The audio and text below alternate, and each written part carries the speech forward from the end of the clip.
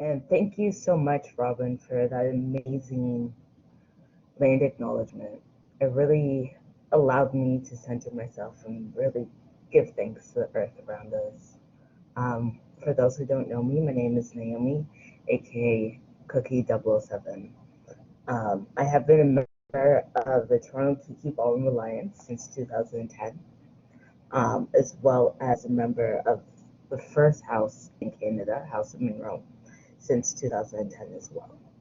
I am the co-founder and co-curator of Kiki Kids program. Kiki Kids is a program designed for youth between the ages of 4 to 12 to learn about ballroom arts. Outside ballroom, I'm an activist, entrepreneur, writer, creative, and professional nerd. I also identify as a person with mental health struggles, officially being diagnosed with depression and anxiety. Today, our conversation is centered around mental health and ballroom. Through our conversation today, I hope to highlight ballroom as a practice of self-expression, liberation, and the healing power of art. I am joined today by Mother Tamar Loubiton and Prince Paris Loubiton. Welcome.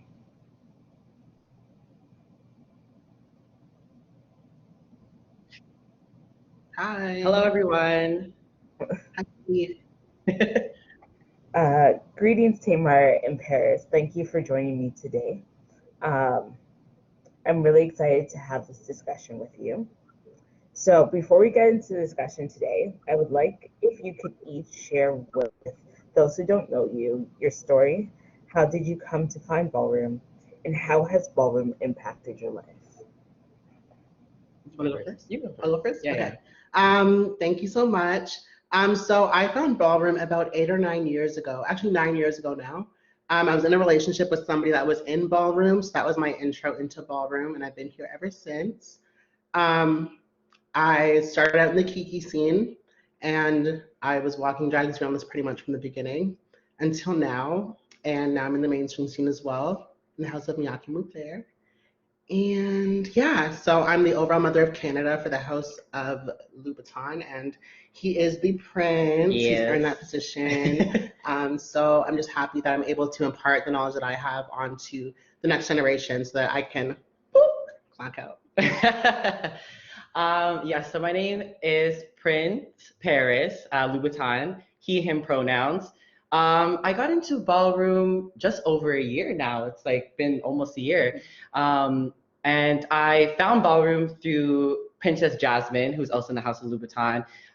She was the one who kind of introduced me into ballroom, and she was always like, come to our practices, meet the house. Like, I'm sure you would love ballroom, and she didn't lie. So I actually met and got into the house by meeting Tamar first. I met her at a party it was right after Caravana. Yeah. And I approached her and I was just like, is your name Tamar? And is your daughter Jasmine? And she was like, yeah.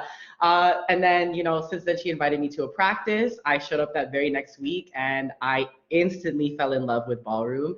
I walk Vogue Femme Performance. I've only been walking it for a year now, but it's definitely my favorite thing to do. I cannot stop voguing. I plan on, staying in the Kiki scene and also going off to a mainstream house eventually. That is my goal. And in terms of how it's impacted me, it's definitely given me more confidence in all areas of my life. And I feel like it's definitely been an opportunity for me to share my talents I never got to actually harness when I was a kid. So I feel like ballroom has definitely been that space for me to do that. Yeah.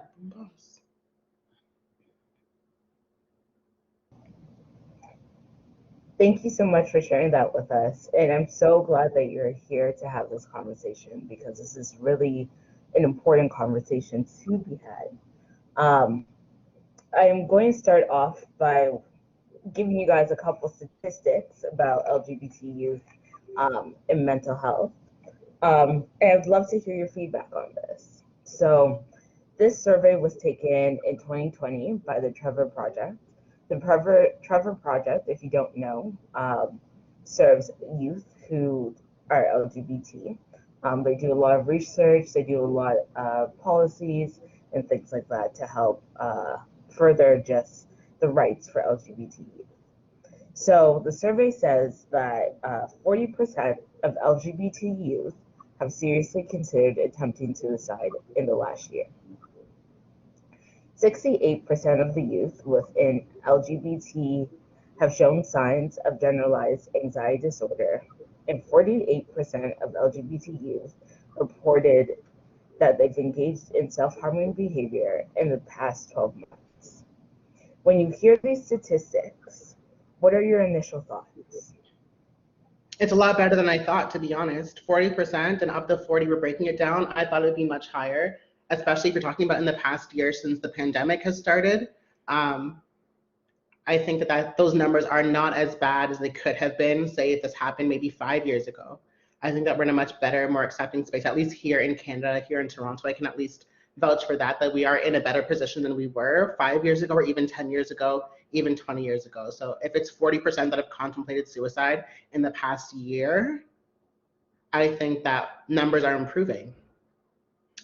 The way I see it, so 40%, I still think, PS, during a pandemic. Right, during a pandemic. And I feel like obviously the goal is to have the number be 0. Right. We want everyone to come to a space where, they are in proper sounding mind and, are completely able to handle the situations that life throws them. But 40% is not surprising to me because if we also look at the intersections of queerness, and also if we also throwing in, racial identity, gender identity, all of those things I feel stack onto each other. And I definitely feel 40% is a very telling number.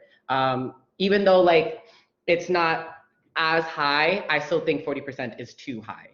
And that's how I feel. But I'm also not surprised or shocked by those statistics. Just the way that, queer people are already marginalized. And then once we add on those identities as well, it's just further and further marginalization, which obviously leads to poorer health outcomes. So yeah, that's what I think about it. Thank you so much for that. Tamar, I think you bring up a really important point to consider. How do you think this pandemic has impacted queer LGBT youth? Paris, feel free to answer that same question. Mm-hmm. I've answered this before for an interview recently, and as I was saying my answers when the idea was coming to me that we are built and raised and grown through pressure, constant pressure, and it's pressure from the entire world. So it feels almost like we've quarantined before. It feels a little bit familiar. The feeling of isolation, being by yourself, not being able to interact with people the way you're used to, or the way that feels natural to you as a human being. All those rights or qualities that make us human, I feel have been stripped away because of the pandemic. But I feel maybe the numbers are going down because as in 40% is still high, don't get me wrong, but from what it could have been, I think that says that we're okay, we are a resilient bunch as it is. So I think the pandemic is just teaching us how far we can actually go and how much harder we can push ourselves. So I know a lot of my kids, I talk to my kids about the same thing, how are you guys? We do check-ins, mental health check-ins, and we've created a very, very safe space, I would say, within our house. So we do kind of monitor each other. Because not everyone can afford formal mental health care, it is very expensive. And because we're from Ballroom, it's generally an underprivileged community of kids. Those are not even an option. So we do the best that we can to support each other. And I think that all the struggles that we've had before the pandemic has led us up to this point, and you can clearly see who is in your circle, because your circle can only be so big. And I think on the flip side of things, people who don't have those supports, so for example, we have those supports because we're in a house and there's other queer people that we are able to talk to. But I also think about the queer folks who actually only had other didn't have anybody, and now they're even more isolated. Right. So they don't even have the luxury of just leaving their house just to go to the store, or just to get out of whatever space that they're in. So I think about those queer folks who actually have no supports, and on top of that are also now in this pandemic because they don't have those small windows of escape, like being able to go to school, for example, you know, being able to go to work, for example, to Kiki Ball. Right, those little breaks that they're able to take away from whatever house environment that they're in or home environment that they're in. I feel like that can also, on the flip side of things, have a detrimental effect on your mental health. I agree. And I think, you know, this pandemic is something that has really taught us about resilience and has really taught us about the things that we can do by ourselves, because we were spending the most time by ourselves dealing with our stuff, as well as how leaning in and creating those tight-knit communities also become a place of safety for so many. My next question I'm going to ask you is, how has your own personal mental health been affected with this pandemic? Do you think you've gotten better? What was your mental health like before the pandemic? Okay, so during the pandemic, I would say I've had moments where I become very self-reflective. And I feel like just because I'm constantly by myself, you actually have no choice but to reflect on your own life, because all the other external distractions are no longer there. So you're literally just home alone to your thoughts. I feel like for me, there's definitely been points where in the beginning, I was very oh, I finally get to take a break because I was a full-time student, I was working. So this pandemic kind of came near the end of all that. So, the first couple of weeks, I can even say months, I was kind of yeah, this is a well-deserved break. I'm glad that I actually get to take some time for myself. But, as time went on, I was kind of wow, I miss my friends. Wow, I miss my house. I can't even do something as simple as going over to Tamar's house or something like that, and I feel like when you make those kind of small realizations, how your life is being hindered from the pandemic, I feel like it weighs on you more and more. Because I felt like for me, it didn't come at me all at once. It was kind of just wow, I can't do this. Wow, I can't do that. It definitely came to me in waves. So I've definitely had highs and lows. It's kind of just been more of a flat line. I feel like I have been really hindered from this pandemic in terms of the goals that I want to do both in ballroom and in my professional and academic life. So I feel like it's almost put my life on pause, and I definitely feel emotions of frustration and sadness, of course. But I would say it hasn't just been one low point. It's definitely been highs and lows. I've had highlights and lowlights, of course. But yeah, it's an emotional roller coaster in total. That's how I would say it for me. I try not to talk too much in detail about my mental health because, one, I don't want anyone to feel sorry for me. Two, I'm still lucid enough and here enough to say what I mean and mean what I say, if that makes sense. So I know a lot of people, some people, not a lot of people, some people really do cry out loud and they make a lot of noise about this is my problem, I'm having this problem today, that problem today, that problem today, this is going wrong, fuck Donald Trump and all this stuff, right? But I'm just more so I'll kiki here and there, make a little joke here and there about things that bother me, but the things that truly give me wear out my mental health, I don't really speak about them because I'm the problem solver in my life, right? So I don't really have people that I can go to when I'm done and be okay, I'm empty, except for my mom. But I'm empty. I have nothing more to give. Yeah, I had nothing more to give, and that happens a lot. And I feel like through the pandemic, it's gotten worse, even though my situation in life in general has gotten better. I opened up a business with my family. I now have a home, a house, my first house. I'm signed to an agency, so I'm booking more gigs, commercial stuff, and blah blah blah blah blah. But at the same time, I feel like my potential is still capped. I feel like I can't get over it. I can do so much more. I get booked out during Pride, and I don't have the opportunity to do that because I missed last Pride and this Pride coming. I've missed that as well. So I feel like I'm clawing for greatness, but there's only so much I can do, right. And that bothers me. I don't like being limited in my potential, and I feel like, I feel very, very frustrated. Right. Some days I just don't leave my bed. but I'm still in a much better place than I was before the pandemic. I'm going to be honest. Like mentally, I think I'm in a better position, but it's just different limitations for me. And I think you both highlighted the frustration of this time, where you wanted more. It's so difficult because there is no more to do. But I think you also spoke, Tamar, beautifully to resilience and the fact that, you know what, when life gives you lemons, you make lemonade. Look at how much you've accomplished during this pandemic. So I just want to congratulate you on that. How do you think, one, going back to the statistics, how do you think these statistics and how do you think mental health shows up in our community? And now this could be the Black queer community, that could be the ballroom community. How do you think mental health shows up with these youth who participate in these spaces? Yeah. There's different ways I could answer that question in regards to how I see it, how it is, or how it is just like how it develops, right? Or how it's visible in the scene. But how I personally see it is like in the small things. We don't realize that even though, okay, how do I explain it? Ballroom is already small, right? Ballroom is small. The gay community is small.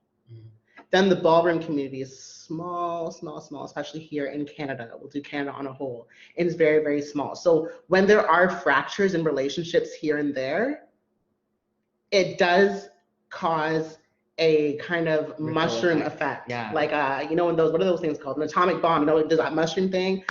Yeah, it does that and it snowballs. One, because we're all battling with mental health. Two, we deal with things so differently. Three, we, even though we're all the same in a weird kind of way, we're all the same, but we're all so different and we all come from so many vast walks of life. I think that a lot of the times our normals are different. So what's common knowledge to me would not be common knowledge to you because we didn't grow up in the same house or even in the same socioeconomic circumstance growing up, right? Like it's just such different, like I was raised in the church, maybe you were raised atheist. Maybe your mom was a teen mom and my mom had me at 32, you know, like there's such big differences still within our sub community of ballroom or the queer gay scene, whatever. And I feel like those tiny fractures that happen in the grand family scheme of the ballroom scene does affect everyone, even if it's not related to your house, blah, blah, blah, blah, blah. Like, even when you have drama at these balls and it slows down the ball, now everyone, maybe that was someone's first time at a ball and now they're turned off because it seems scary and violent and whatever, when really it's not. It's just artists that are really passionate. And all these people are family members that are really just bickering over nothing. You know, really it's over nothing. Like, yeah, you know, I think that's kind of how I see mental health in ballroom. Like if someone feels one way and someone feels the other way, sometimes now it's a battle of power, right? Because a lot of times in our real lives, we don't have any power. So this is the one claimation that we have or the one thing that we excel at. And you want to feel like a boss ass bitch. You want to feel like you're at the top of the food chain. You know, you want to feel like you own something. You want to feel like you have a seat at the table. If any table, it should be this Black queer artistic space, right? And people do fight for that space, warranted or unwarranted, it doesn't matter, with credentials or without credentials, everyone's fighting for legitimacy. And I think that comes out in volatile ways sometimes, but I always know in the depths of my heart, because people are passionate about what they believe in, and they're passionate about who they are, and they're fighting for their independence, and they're fighting for their seat at the table. So I never really take it to heart, but it's noted, you know? We all are suffering. I think the way that I see it presented, because like you touched on a good point in terms of like ballroom in itself is such a vulnerable space. Like this is the one space where a lot of folks, like this is me talking from experience as well, like where I can be 100% myself. And I feel like sometimes, in spaces like ballroom, when you're actually giving yourself on the floor, you know, this is 100% of me. And I feel like sometimes, you know, when you're critiqued for that, like it can come off as very harsh because you're like, this is who I am, and now it's being like under a lens in a way. So I feel like in the way that it presents itself, it's like it's different for everybody. It's like, and I feel like I completely agree with you in that sense where like it's completely different for everybody. And it will present itself in different ways in everyone. Some people might choose to lash out. Some people might, retreat in and you won't see them for a while. Like, you know what I mean? Right, yeah, I feel like it's completely different. So I feel like the question's almost hard to answer because there's so much variety in the people who are in the scene that you actually don't know how people are going to respond to it and respond to the pressures of being in ballroom from time. So I feel like it depends on who it is, and it depends on the situation. And I just think there is a variety of ways in which people can respond to certain situations. Mm-hmm. Yeah. Thank you for that. I'm going to present right now a follow-up question, part 2 to this question. And I want you to really challenge yourself to think abstractly when answering this question. Okay? Okay. The question is, how do you think ballroom creates or doesn't create a space for folks to deal with managing their mental health? Can you repeat the question? Yes. How do you think ballroom creates or does not create a space for folks to deal with managing their mental health? I don't think necessarily ballroom is built for bitches to get over their mental illness, right? It can be a creative outlet, just like knitting. Knitting was not built to relieve stress, but somehow for some people it works, right? Some people are looking for self-worth from what the judges' feedback, right? They're walking these balls, putting their 100% into what they're doing, putting all of them on the table. This is who I am, but it still must apply to the competition of ballroom.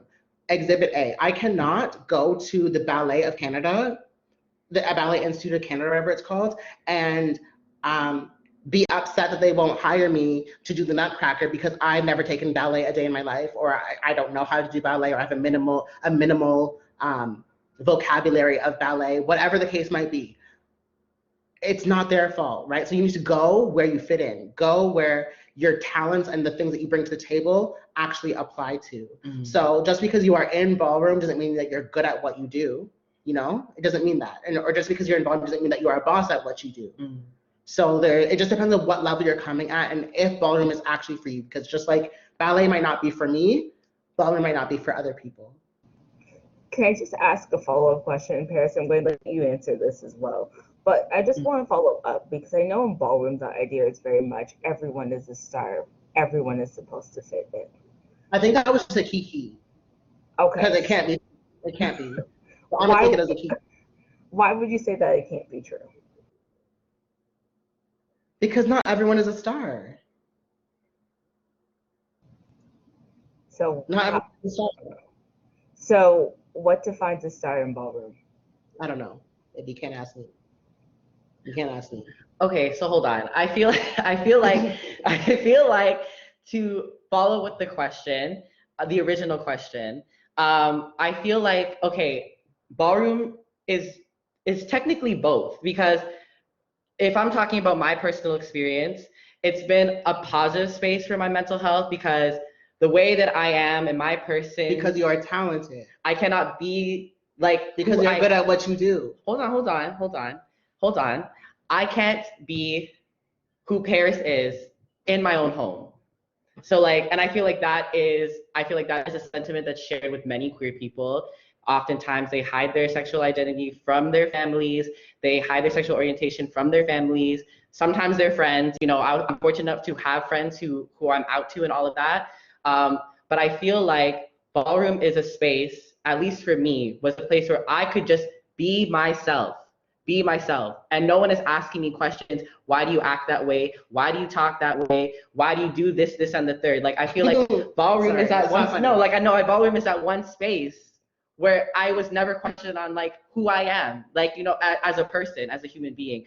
But on the flip side of things, when we're actually talking about actually walking balls and the act of walking balls, I feel like it can also be a detriment to your mental health as well, because you are receiving criticism for your talents.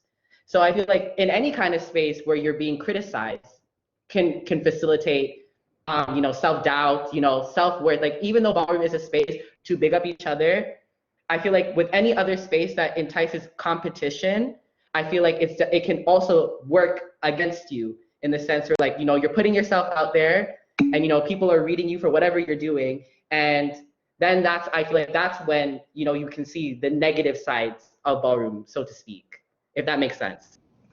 Yes, it does. So we have a question from the audience right now, and can I answer what makes somebody a star? Okay, yeah. girl, I can do that. That's Okay. no. So we have a question from Jiminy Tamar. Can ballroom not be a space to find your talent through friendship, community, and mentorship, inclusive versus exclusive? Absolutely. But if someone's growth goes like this, and then they go house hop over here and they're still like this, and they go to another house and they're like this, and they become a 007 and they're still down there, maybe, just maybe, it's a hunch, ballroom might not be the space for you to be on the floor. Go and help out in ballroom in other ways. Go find a space for a ball. Go throw a ball. Go find some fundraising. Go do something else. You don't have to walk. Not everyone. Like, if you just can't get it together, you can't bring home a trophy no matter what, unless like nobody else walks. I think that it's not necessarily excluding people, but I mean it does to a degree. You get what I'm saying? Like, yeah, it excludes people, but like, find your space. Find where you fit in. So Dutch brings up a really good point. Dutch in the audience says, if ballroom was for validating everybody, no matter what they bring, there wouldn't be winners. Right. Because but this is what I mean when I say that ballroom, like, as a space, yes, it's a space for queer people to come and be themselves, but we cannot ignore the competition aspect of ballroom. Like, you know what I mean? Like, I sometimes equate ballroom to like gay sports. Like, you know what I mean? Like, there's going to be winners and losers because that's just the way ballroom is structured. Like, and that's no shade to anybody. That really isn't no shade, but like, it's just there will be winners and losers in ballroom. Like, you're competing against other people. Not everyone can win. Can you read that for me? I don't have my glasses on. Yes, I'm going to read this. Dutch also says, it's a misconception where some people come thinking they should hit the floor just as they are and get their flowers. But the growth is what will get you those flowers. Right. I agree. And I agree with that. Because it's like any space that entices competition. Not everyone is going to win. Not everybody is going to win. But if you never win, okay, you gotta talk to your house parents. So thank you for that. I do have a question now, because we're now talking about winners. We're talking from people who lose. How do you recover from a loss? What are some tips? Because not everyone's going to be a winner, and that can affect self-worth, self-determination, those type of things. How do you recover from that place of losing, and how does your house support you in that recovery? Can I answer this one? Mm-hmm. Okay, so if I'm using myself as an example, the first ball I walked, I didn't win. But you know what? It was still the best night of my life, because I feel like even though you did not win, and I know this sounds so cliche, but winning really isn't everything sometimes. Like, it's good to get that experience. You know what I mean? Like, I wouldn't have wanted to win against girls who I knew were not as good as me or on the same level as me. It's okay to lose because it makes yourself better. That means that, for next time, you have to, put in your hours for whatever category you walk, put in the hours, make yourself better. And I feel like people should not take loss as something as the end of the world, because it's not the end of the world. If I lose the ball, I wake up the next day and everything is fine. Like, you know what I mean? And I feel like to answer the part about how does the house support you, either the house can, depends what house you're in, either house can read you for losing or house can say, this is what you can do next time so that you win, or this is what you can do next time so you have a better chance of winning. You're not going to win every ball that you walk or every category that you walk. But if you lose, don't take it as an opportunity, woe is me, the world is going to end. But for me, I see it as an opportunity, like, okay, I just know next time I want to sit that girl because she sat me. So next time I'm going to sit her. And that's kind of how I see it. Like, I feel like it sharpens me. Like, it makes me want to be better, as opposed to like, oh my gosh, I'll never win against this girl. I'll never win against them. Like, I'm just like, okay, next time it's me and you. Next time, you know, we're actually going to battle it out. And maybe next time I'm going to win. So I feel like it should not be a place where it's sad and I'm going to never win, but a place where this is a moment of growth. That's how I see it, as a moment of growth. Same. Tamar, I'm going to switch your question up just a little bit. How do you encourage your children when they do lose? As your role as a mother of a house, how do you ensure that your children don't become sore losers or feel horrible about themselves if they do lose? I'm very lucky that my kids don't lose often. So it's not something, to be honest with you, no. So I haven't really I don't really have anyone that's like a consistent loser. Like you just can't seem to find where you fit in ballroom. Like my thing is, even before my kids become my kids, they have to, like I might see it for you. Mother Nine might see it for you. Godmother Ice might see it for you. Godmother Mika might see it for you, but I want people that are not in our house to also see it for you. So I want their opinion if you are worthy of the category, because I don't want to seem biased because I raised you. So after they get their 10s, boom. As long as you walk and get your 10s, boom, you're good. You're good. Just I don't want anyone to come in. And because like also I teach my kids that social game matters, right? So just because I'm fighting with someone, do not get involved, because you have to go and walk for them. If they are really about ballroom and their heart is in ballroom, they can hate me, whatever. But you need to have a clean slate so that when they judge you, they don't try you, if that makes sense. So I think it's more so like I create boundaries for my kids, you know, like if you lose, who lost? Your first battle, that person wasn't a virgin. Okay, when we first premiered, our runway girl lost. And I understood why she lost. I don't feel like she necessarily tried. And what I told her is that you need to go and find, because I can't teach runway. I cannot walk runway. I cannot teach runway. I can just tell you if it's right or wrong or if it looks good, right, as a judge. But I can't teach anyone to walk runway. But when she was walking runway and she lost, I told her, I'm like, we need to get you proper training. You know, like I see the problem. As a leader, I have to find the problem. And whether it's an issue between you and the judge, maybe the judge doesn't like you because you fucked their boyfriend, we need to figure it out. You can't walk when they're judging if you fucked her boyfriend. You know what I'm saying? Like you just can't walk. It's not your ball. So there's a whole bunch of things you can take into consideration for why somebody lost within ballroom. It's not like the NBA. It's not like the NBA where it's just a score system, right? You can see it. Either they got the goal. Because there's also politics involved. Yes, there's a lot of politics involved. So losses don't necessarily mean you're less talented. You could be the greatest voguer of all time and still trip. And that, like, I wouldn't vote for someone for $5,000 even if you vogued better because you tripped. Don't trip. Not for $5,000. If that person's voguing and it's cute and it's good, whatever, bitch, I'll give it to the other person, especially if it was okay, you know? But that's just me as a judge. If you fall, just like if someone's walking runway and you fall, if you're walking drags reels and you have a beard or no titties, or if you're walking like whatever, anything. Does that answer the question? Yes, that does answer the question. We have a question from the audience. The question is, so how do you help someone who has lost, that's not in your house or in any house that's lost? Say you see someone crying after a loss, what do you say to them? There was this one girl that lost, and she was crying outside, and I'm like, oh. Like at first I thought she was joking. Like at first maybe I thought she was like drunk or something like that. But when I realized she was just sad, I'm like, oh my god, like what happened? And she's like, oh, like I walked and it didn't go well, and like I just don't know what to do because I'm really trying and blah blah blah blah blah blah blah. And I told that person, because it's a category that I'm familiar with, go talk to your house parents, see if I can offer you some one-on-one time to help you get better. You know, I do offer myself to not just my own kids. Like people know this that have come to my practices that are not even in my house.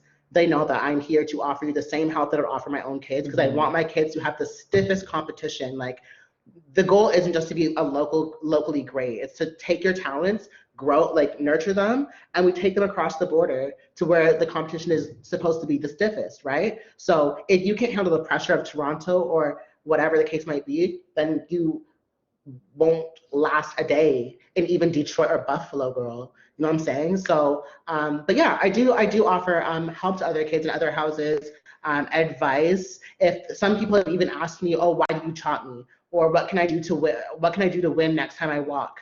Oh, like I remember in Montreal, there was this girl that was walking, gorgeous girl, full-figured girl, beautiful, looks like Ashley Graham. And she's like, oh, why did you pick Shailene over me? I said, honestly, Shailene is blinged out and she is shining like a diamond. She looks her beauty looks unattainable. You are gorgeous, drop dead gorgeous. And I'm not saying Shailene is more beautiful than you or you are more beautiful than her. In that but moment. Her presentation, I just spit. Her presentation was just so elegant and regal and untouchable. And it looked like she spent a fortune. She could have spent $10, but it looked under those lights like she spent a fortune on her entire presentation. And that's what set her apart. So small things like that, depending on the judge, but every judge is different, right? So I always respect when someone's parent or the kid that I chopped or didn't give my vote to asks me, what can I do better next time? So like, I always tell my kids also, go cater to that judge. If, who's here? If Dutch likes this and you know Dutch likes this from when he judges, then try and tap into that when you're selling it up there to him. Try and tap into what each judge likes.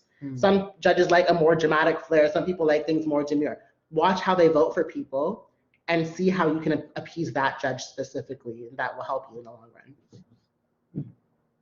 Facts on facts. I say that to y'all, right? Mm-hmm. Yeah. Thank you. That question was from GQJ, Chinoy. So I'm going to ask this question because we've talked a lot about how ballroom can help you grow, as well as ballroom at times can also do the opposite of helping people grow with trigger things like self-worth, those sorts of things along those lines. So I know for many participants in ballroom, ballroom has served as a place of self-expression. Do you have, even though you talk about the steep competition, even though you talk about everything else that goes on in ballroom, do you think it is a safe space for those who are looking for a space to express themselves to be? I feel like, okay, yes and no, because yes, in the sense where your family and your house can be your safe space, or even just the community as a whole can be a safe space. You know, just being around people who share similar experiences with you, similar backgrounds as you, can definitely be a safe space. But you know, like any type of space, you know, I always say like I always like to use safer spaces because there's never going to be a space that's 100% safe. You know what I mean? Like you can't childproof everything. So that's why I say yes and no, because on one side you have people who understand your experience, understand your identity as a Black queer person, and you know, without over explaining yourself, they just get it. But at the same time, like with any space, there's bound to be drama, there's bound to be mix up. So like I think that it's a safer space, but it's obviously like not 100% safe with any given space. That's how I feel about it. What do you think? I'm gonna keep it a bug. I wasn't paying attention to the question. Okay, I will ask the question again, Tamar. Do you think that ballroom is a safe space for, I see that question, Neon, I'm going to answer that in 1 second. Do you think ballroom is a safe space for self-exploration and self-expression? Even though I know what you've talked about, I just want to know how that works in your opinion. I think that ballroom is not for people that aren't secure enough. If you are looking to be for a community just to accept you and be yes people and tell you that you're great all day and pat you on the back even when you're doing shitty, then ballroom is going to eat you alive, because once you come outside past the gates of your house, you're going to gag. No shade. So I think ballroom is for those people that can handle some pushback. They can handle some grit. You don't have to be a well-oiled machine. You don't have to even be fully talented at the beginning. You know, you could learn all that kind of stuff. But if you are looking to soothe something that's so broken in here that depends on the opinions and what other people give you, you're going to crash and burn. and ballroom is going to eat you. I promise you, ballroom will eat you alive, because these are some of the most silver-tongued people, all condensed into one community fighting for greatness. It's going to end horribly. As I'm hearing you talk, it's interesting for me because I'm thinking about my going on 11 years in ballroom now. And I have to agree with what you're saying. I don't think ballroom is for everyone. I think there is ways that everyone can contribute their skills to ballroom. But I don't think everyone needs to be a walker in ballroom. I don't think everyone has to be on that runway to make that difference. Right. I do agree. Yeah. So, in what other ways do you think people can get joy out of ballroom without having to be on the runway, or be able to experience the positivity of ballroom? I think just coming to the balls, like, you know, like, because even before I was in a house and before I was walking, just attending a ball honestly was enough for me, because I've never seen anything like that before. Like, seeing Black queer people of all people being bigged up in a space, like, obviously, like, once you're in it, you understand, you know, who is fab and who is not fab. Like, you know, you get into all of that. But like, just I feel like being a spectator alone, I feel like is, at least for me, it was enough. Like, it was enough for me to be like, wow, like, I can't believe something like this actually exists, one, and exists here in Canada. Because I feel like anytime I heard about the context of ballroom, it was always in the States.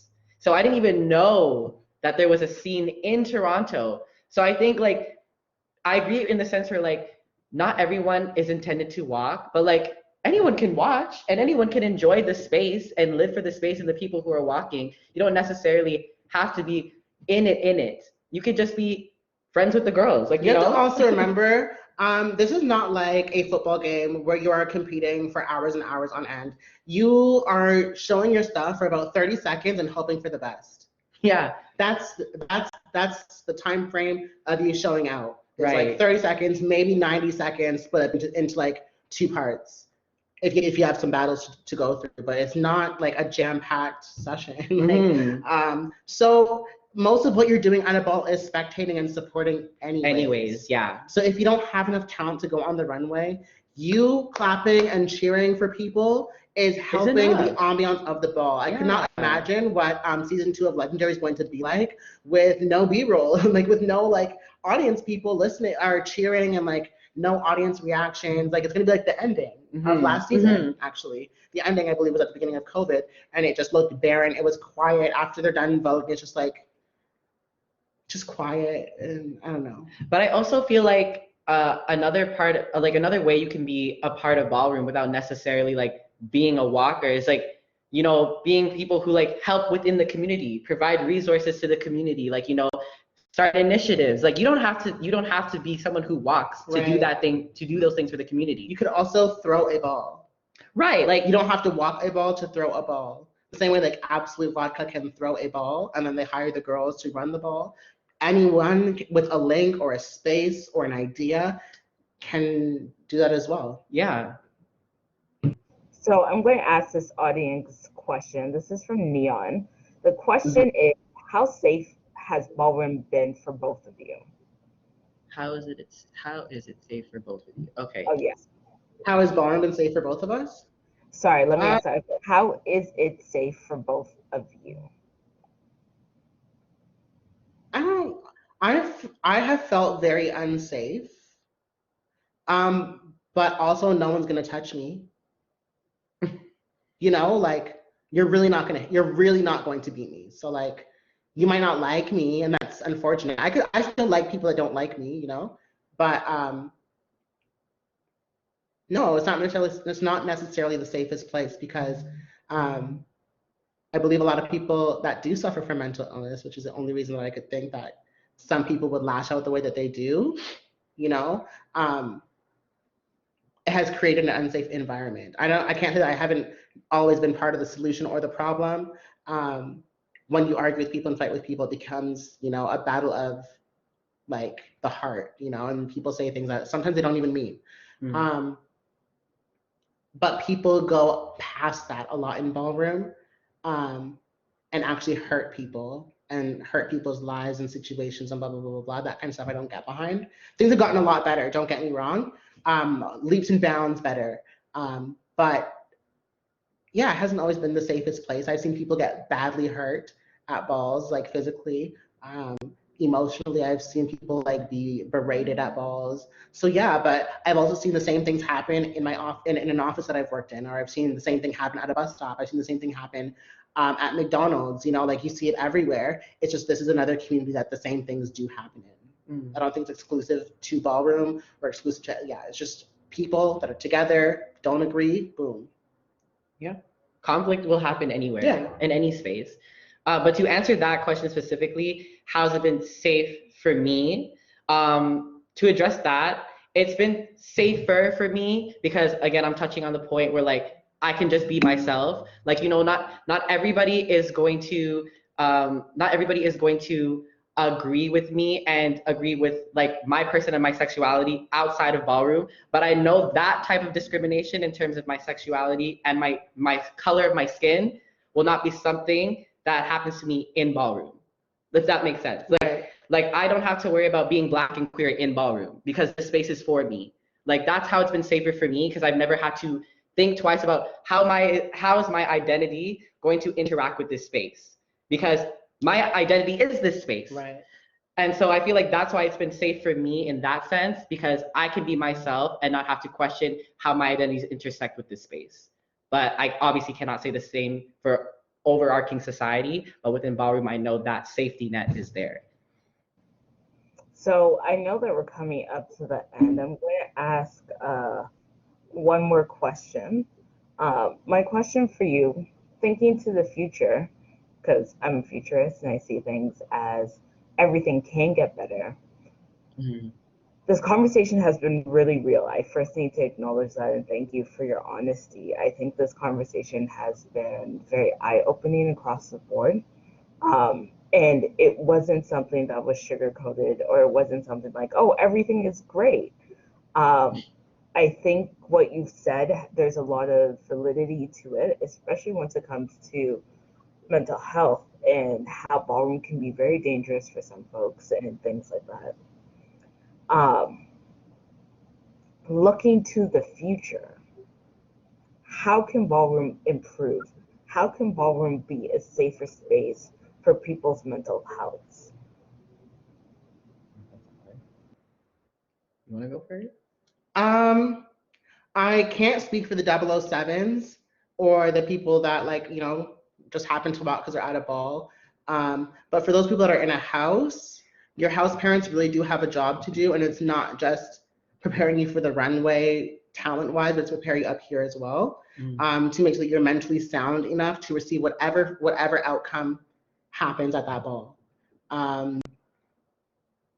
I just think communication is key in anything. Just communication is key, making sure you have those good relationships with people that will be honest with you and keep it a buck. Sorry, my dog's coming up the stairs. I lost my train of thought. What was the question again? Sorry. Go to your bed. Go to your bed. The question that I was asking is, how do you think ballroom can become a safer space? And how can it become a safer space when dealing with mental health issues? Yeah, I think being able to talk things through with those people that are put in place to lead.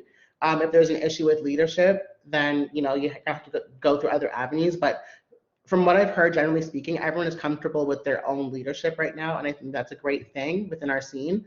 If you are struggling in any capacity, I'm hoping that your leaders can at least liaison between you and the help that you need. Like if you need information on hepatitis, whatever, if I don't have the answers, at least maybe your house parent has some pamphlets at home that they can give you, or they at least have a connection to the 519, some kind of resource. Like I think your parents need to also be kind of like counselors in a sense to make sure that your soldiers are ready. You know, they have to be ready for a ball, and being ready is here, and in here. And I think that that's very important. I think once parents take control over their kids and make sure that they're okay enough to interact with ballroom, things will move a lot smoother, especially if people respect the hierarchy in ballroom, I feel like things will also move smoother because people are supposed to be in their positions because they've earned it and they know exactly how ballroom works and how to make sure a ball gets completed. And that starts from the top, I believe.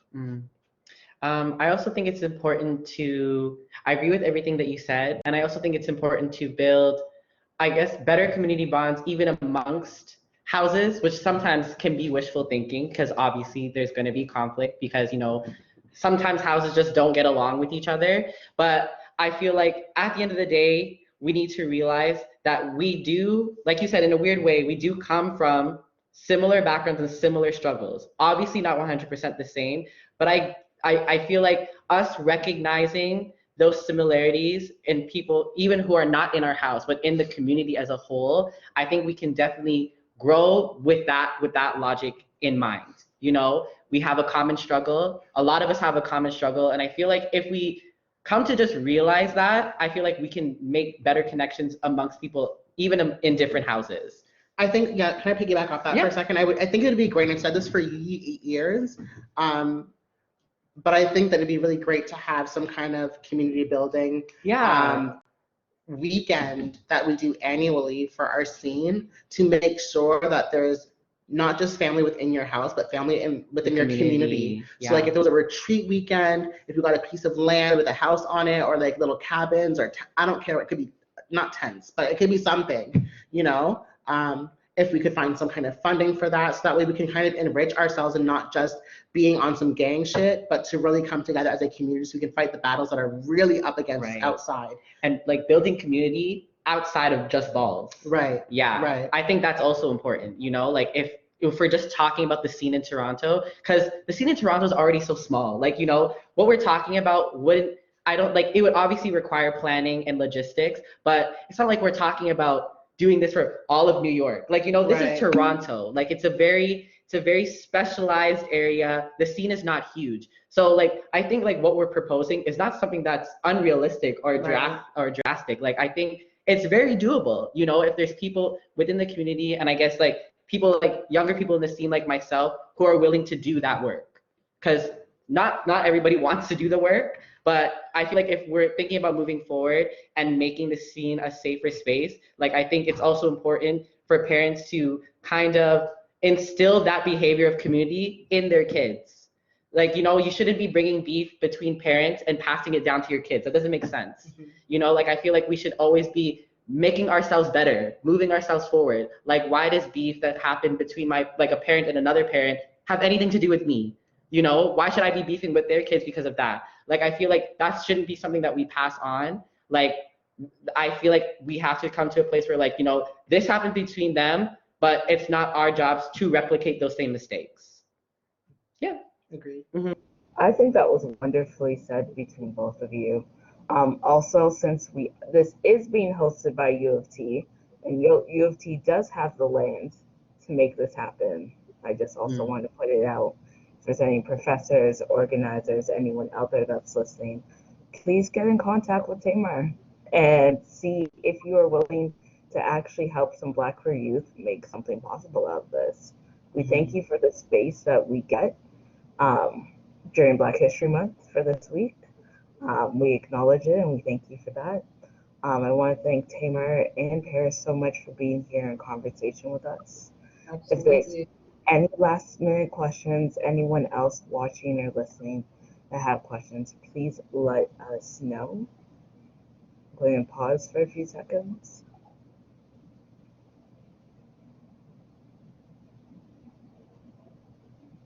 Okay, I don't see any questions happening. But thank you. What were you saying? Can you see when someone's typing?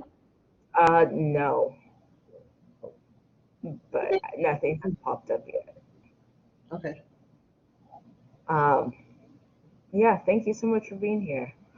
This was a really honest conversation, and I appreciate the fact that you're honest. Robin, thank you so much for having us.